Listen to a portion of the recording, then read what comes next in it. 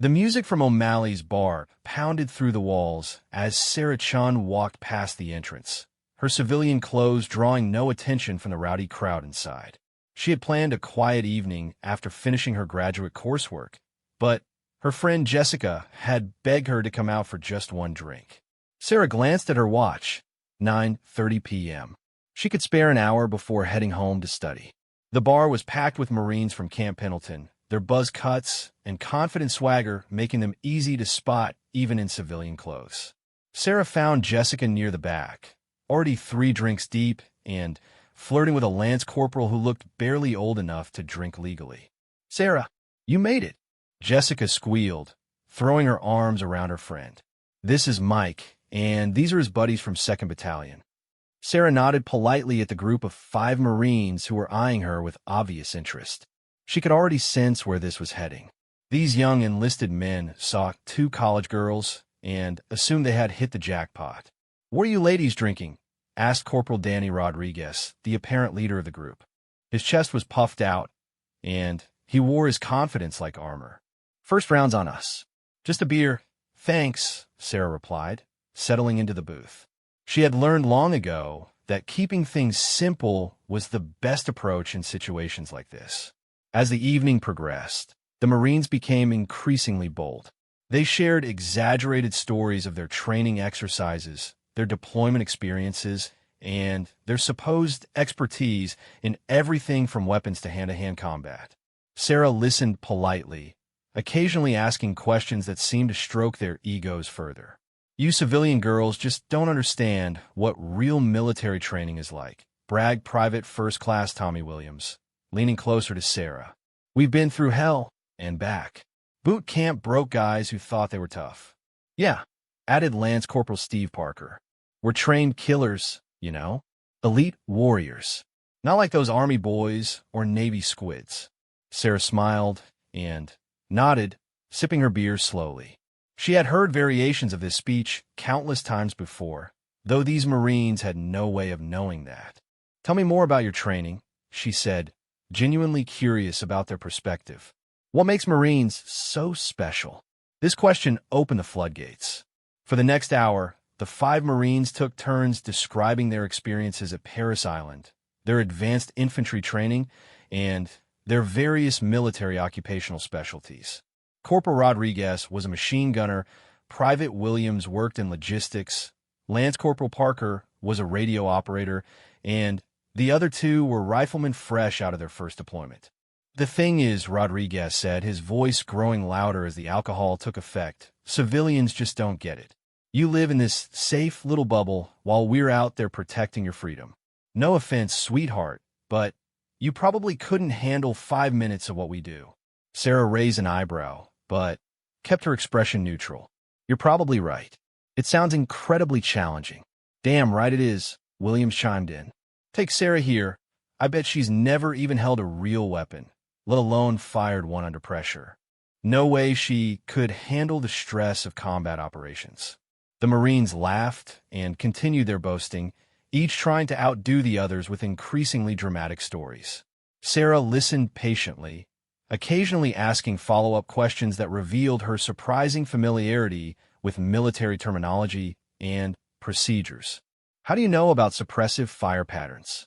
Parker asked suspiciously when Sarah inquired about their tactics during a firefight story. "Oh, I watch a lot of military documentaries," Sarah replied casually. "I find a strategy fascinating." This seemed to satisfy them, and they continued their performance. But Sarah noticed inconsistencies in their stories, exaggerations that any experienced military person would catch immediately. These were young Marines with limited experience, trying to impress what they assumed were naive college girls. As the night wore on, Jessica became increasingly intoxicated and began making out with Lance Corporal Mike in the corner of the booth.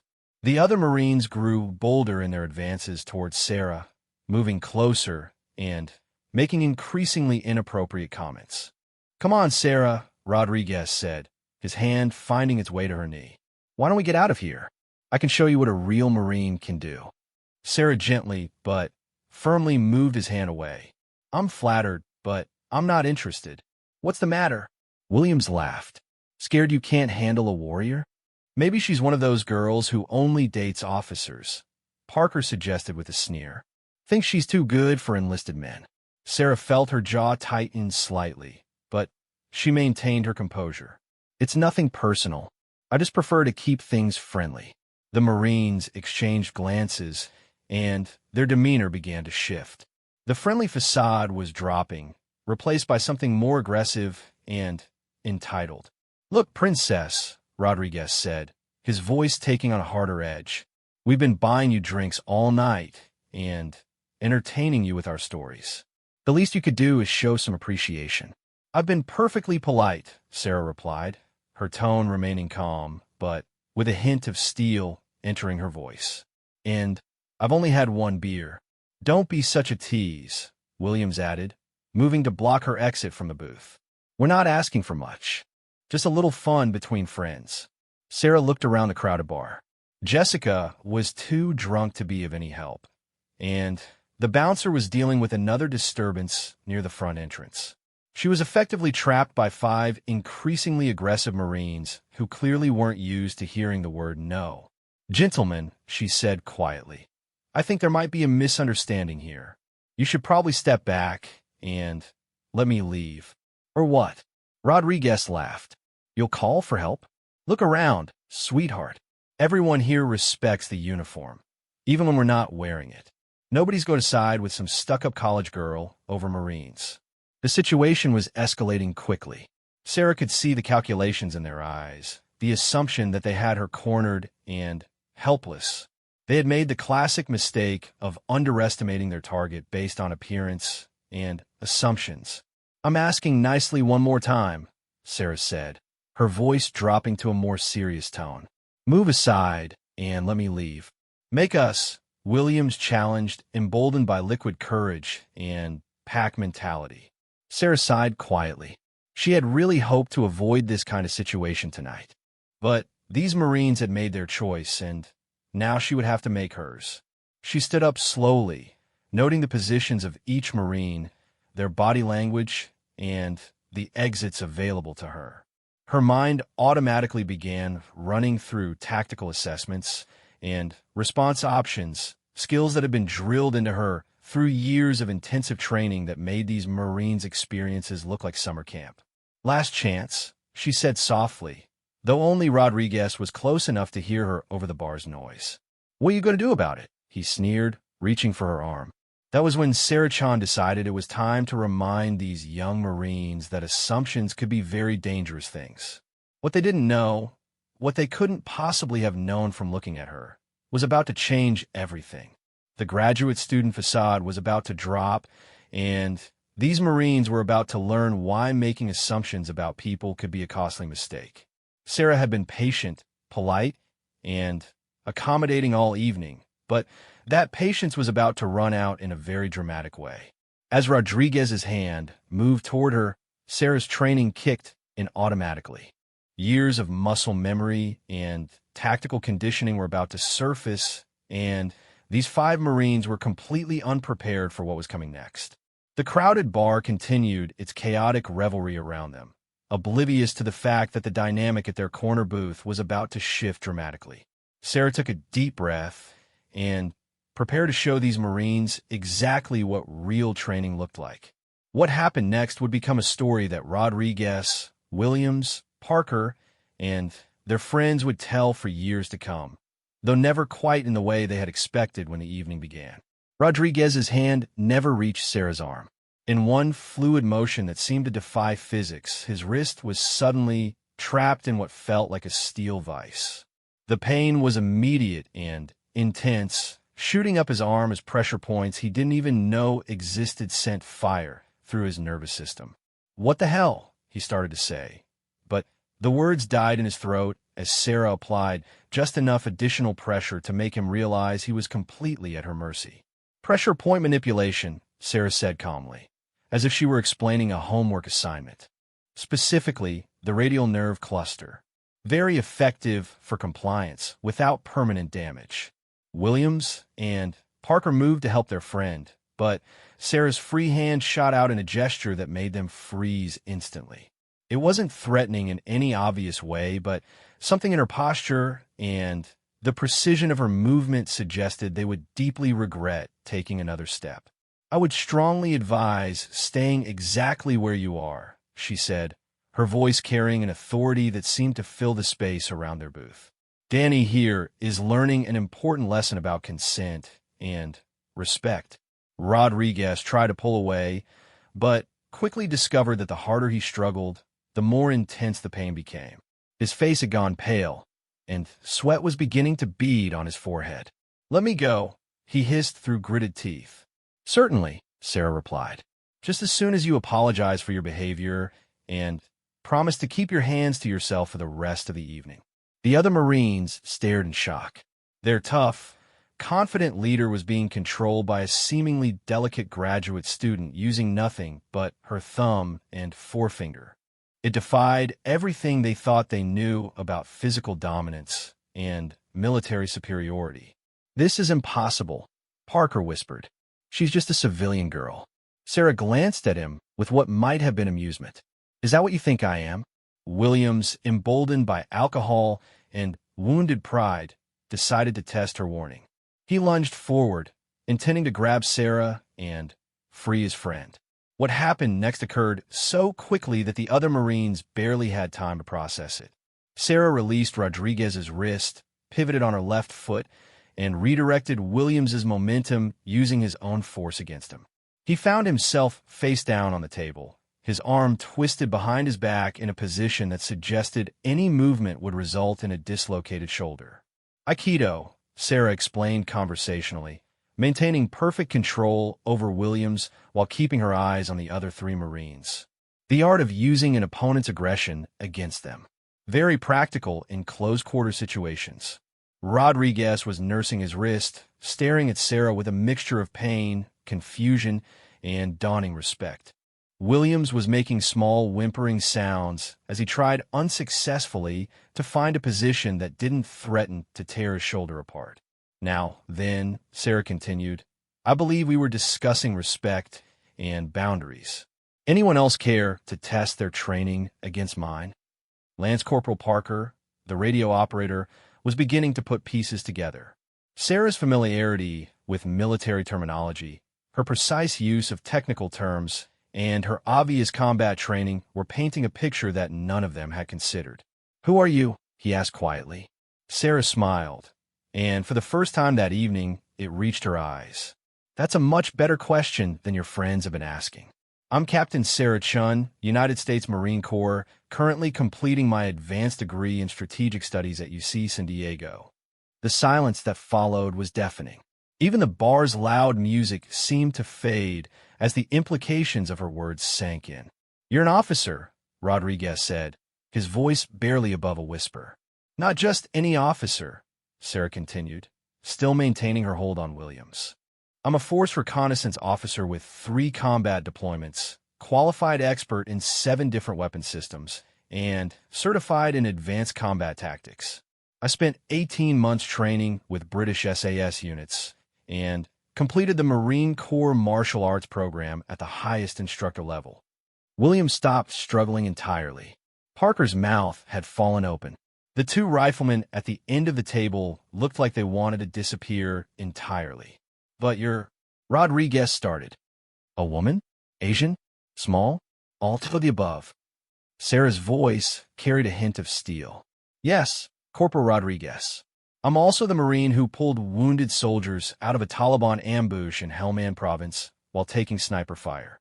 I'm the officer who led a reconnaissance team behind enemy lines for 6 days without resupply. And I'm the Marine who has been personally commended by a general for exceptional performance under fire." She released Williams, who immediately scooted as far away from her as possible while rubbing his shoulder. Sarah straightened her civilian clothes and sat back down calmly. "Now," she said, "let's discuss military protocol and proper behavior." The 5 Marines were frozen in place, their earlier bravado completely evaporated. They had gone from feeling like apex predators to realizing they were tadpoles who had just challenged a shark. "Ma'am," Parker said, snapping to attention despite being seated. We didn't know." Of course you didn't, Sarah replied. You made assumptions based on my appearance and civilian clothing. You saw a young Asian woman in a bar and decided she must be weak, helpless, and available for your entertainment. Rodriguez tried to speak, but Sarah held up a hand. I'm not finished, Corporal. You assumed that your basic training and limited experience made you superior to any civilian. You used your military service as a justification for aggressive and inappropriate behavior. And when I declined your advances politely, you attempted to intimidate and corner me. The Marines looked sick with embarrassment and growing fear about the potential consequences of their actions. Do you know what the Uniform Code of Military Justice says about conduct unbecoming? Sarah asked conversationally. Yes, ma'am, Williams whispered. And do you understand that your behavior tonight, even in civilian clothes, reflects on the Marine Corps? Yes, ma'am. Sarah leaned forward slightly. I want you to think very carefully about what just happened here. You encountered someone you assumed was weaker than you, and you decided to use that perceived weakness for your own gratification. You attempted to coerce and intimidate. You showed no respect for boundaries or consent. She paused, letting her words sink in. Now imagine how many actual civilians you might have treated this way. People who couldn't defend themselves as I can. People who might have been genuinely frightened or hurt by your behavior.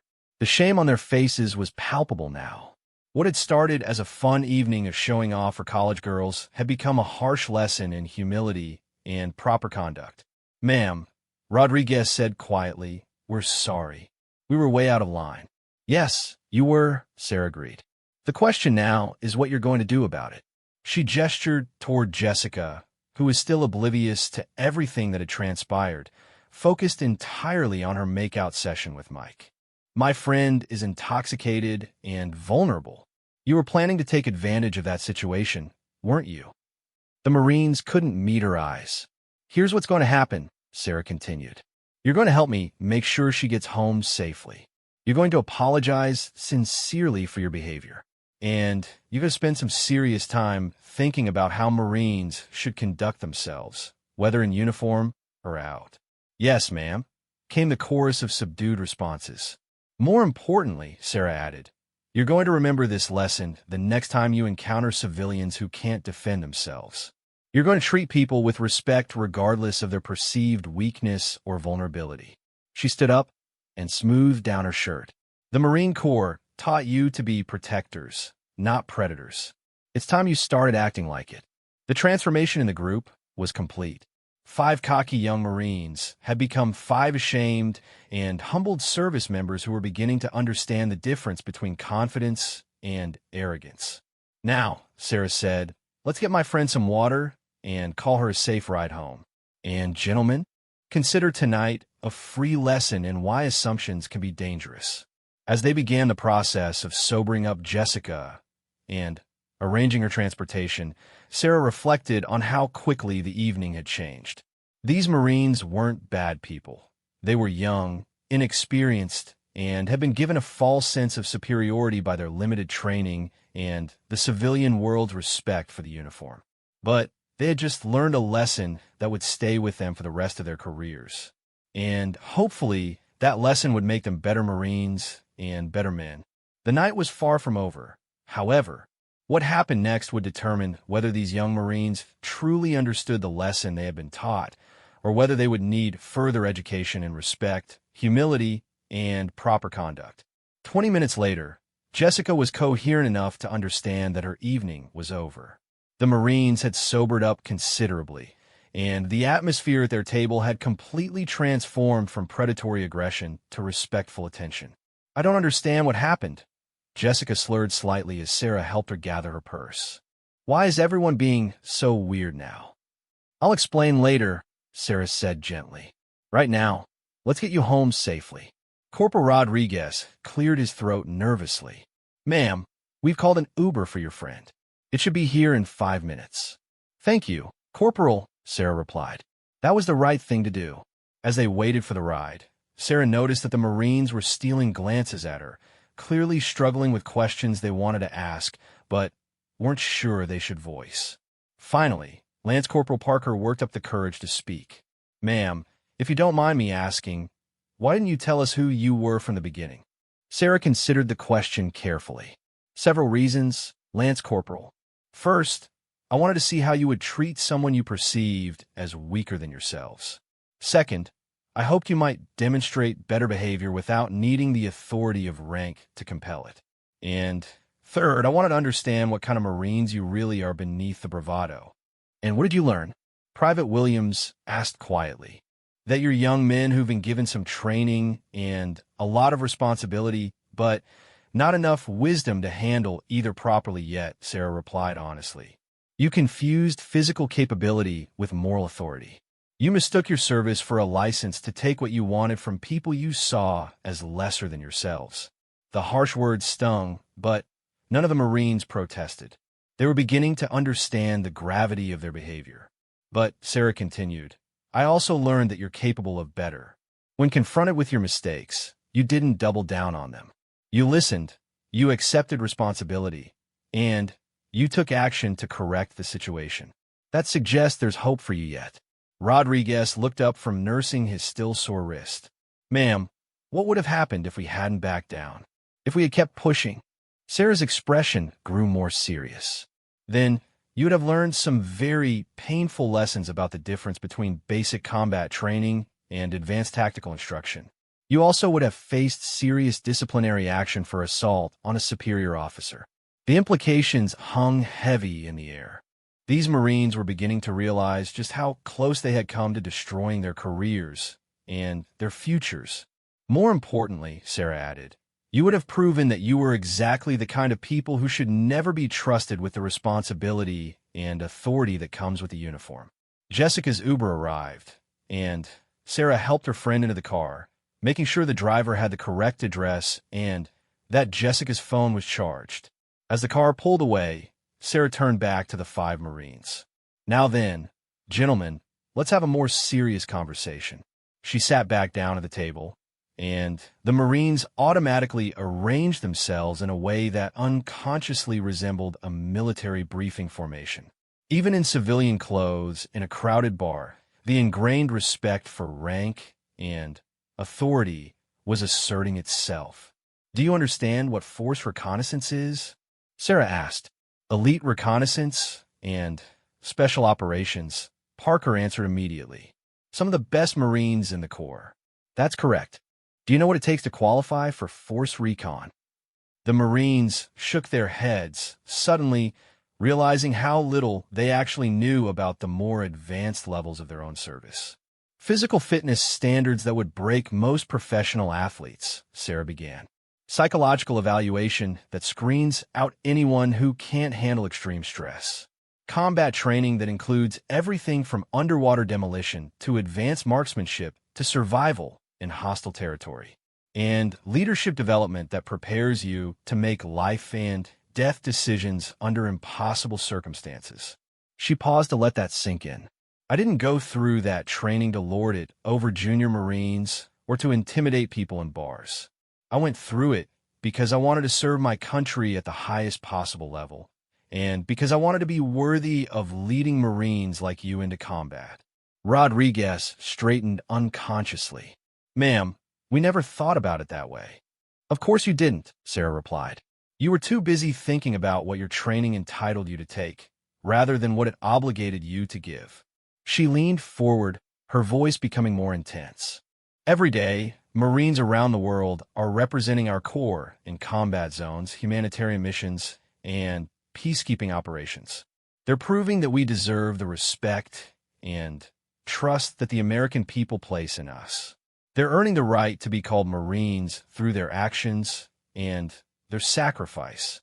The young Marines were hanging on every word now, beginning to understand the weight of responsibility that came with their uniforms. When you put on that uniform, even in civilian clothes, when you identify yourselves as Marines, you're not just representing yourselves. You're representing every Marine who came before you, every Marine who will come after you, and every Marine who's currently serving alongside you. Ma'am, Williams said quietly, we really screwed up tonight, didn't we? Yes, you did, Sarah confirmed without sugarcoating it. But the question is whether you're going to learn from it or repeat it. She pulled out her phone and showed them a contact number. This is the number for the base chaplain at Pendleton. I want each of you to call him this week and arrange for counseling about appropriate conduct and respect for others. Not because you're in trouble, but because you need to understand a responsibility that comes with being Marines. The Marines nodded earnestly. I'm also going to give you a reading assignment, Sarah continued. Research the case of Lieutenant William Calley and the My Lai massacre. Learn about what happens when Marines and soldiers lose sight of their moral obligations. Understand why character matters more than capability. Yes, ma'am, they chorused. Sarah stood up again, preparing to leave. But Rodriguez spoke up one more time. Ma'am, are you going to report this incident? Sarah paused and looked at each of them carefully. That depends on what you do next. If this was a genuine learning experience that changes how you conduct yourselves going forward, then tonight can stay between us. If I hear about any of you behaving inappropriately towards civilians again, then we'll be having a very different conversation with your commanding officer present. The relief on their faces was palpable, but tempered by the understanding that they were being given a second chance they didn't necessarily deserve. Don't mistake mercy for weakness, Sarah warned. I'm giving you this opportunity because I believe Marines can be better than what you showed me tonight. Don't make me regret that faith. As she prepared to leave, Private Williams called out one last question. Ma'am, why did you become a Marine? I mean, with your education and background, you could have done anything. Sarah smiled, and for a moment, the authority and sternness fell away, revealing the genuine passion that had driven her to serve. Because I believe in what the Marine Corps is supposed to represent. Honor, courage, commitment. The idea that we're supposed to be the best of what America can produce, and that we're supposed to use that excellence to protect people who can't protect themselves. She looked at each of them in turn. You have the potential to be that kind of Marine. Tonight showed me that you're not there yet, but it also showed me that you might be capable of getting there if you choose to do the work. With that, Sarah Chan walked out of O'Malley's bar, leaving 5 young Marines with a lot to think about and a very different understanding of what it meant to wear the eagle, globe, and anchor. Over the following weeks, each of the Marines did indeed call the chaplain. They completed Sarah's reading assignment and found themselves deeply disturbed by the historical examples of what happened when military personnel lost their moral compass. More importantly, they began to understand that their training was not a license to take what they wanted, but a responsibility to give what was needed. Rodriguez would later become a staff sergeant known for his mentorship of young Marines and his insistence on proper conduct, both in garrison and deployment. Williams transferred to logistics support for humanitarian missions, finding purpose in helping rather than intimidating. Parker became a military communications instructor, teaching the importance of clear, respectful communication in all situations. None of them ever forgot the night they learned that assumptions could be dangerous, that rank meant responsibility rather than privilege, and that being a Marine meant earning respect rather than demanding it. And years later, when they told the story of their encounter with Captain Sarah Chun, it wasn't a tale of embarrassment or defeat. It was a story about the night they learned what it really meant to be Marines and how one superior officer had cared enough to teach them the difference between wearing the uniform and earning it. Sarah Chun continued her studies, completed her advanced degree, and went on to command roles where she continued to mentor young Marines. She never forgot the importance of those teachable moments and how a single evening could change the trajectory of military careers and personal character. The lesson that night went far beyond military protocol or rank structure. It was about recognizing that true strength comes not from the ability to dominate others, but from the wisdom to protect and uplift them. And sometimes, the most important victories are the ones that prevent others from making mistakes that could destroy their futures. In the end, 5 young Marines learned that being a warrior wasn't about proving you could take whatever you wanted. It was about proving you were worthy of the trust that came with the uniform and strong enough to use that power responsibly.